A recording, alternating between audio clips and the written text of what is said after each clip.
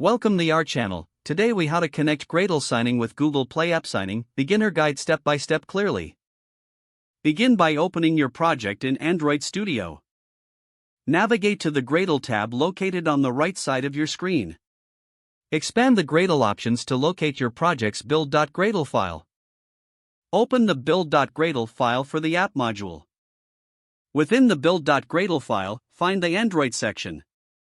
Add the signing configs block inside the Android section.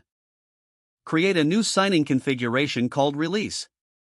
Add your keystore file path to the keystore property. Specify your keystore password using the store password property. Define the key alias with the key alias property. Input the key password with the key password property. Next, find the build types block within the same build.gradle file. Inside the build types block, specify the release type. Link the signing configuration to the release build type. To enable Google Play App Signing, navigate to the Google Play console. Select your app from the list of applications.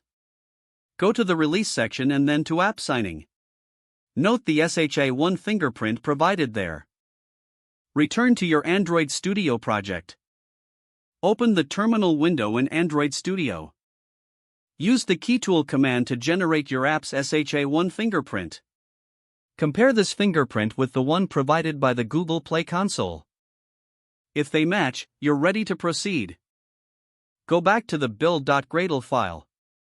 Add the appropriate parameters for Google Play App Signing. These parameters should include the config name, key alias, and key password. Save your changes to the build.gradle file. Sync your project with Gradle.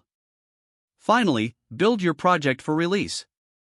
Now your Gradle signing is successfully connected with Google Play App Signing. Don't forget to like this video and subscribe to our channel for more step-by-step tech guides.